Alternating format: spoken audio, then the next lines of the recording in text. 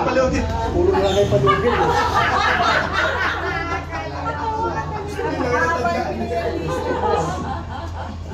Line ha. Puro palugit o. Puro lang kayo palugit. Tapos na tayo mag-isip.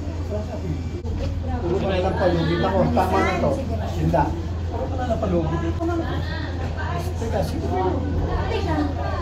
Sino ba yung nakabili na ito? Ang ina mo, sinisigawan mo ako, di open mo ako, di naman ako ginalang.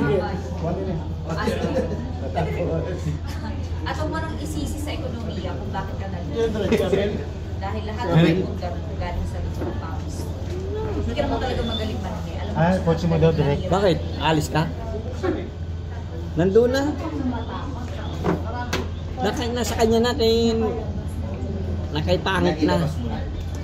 Oo.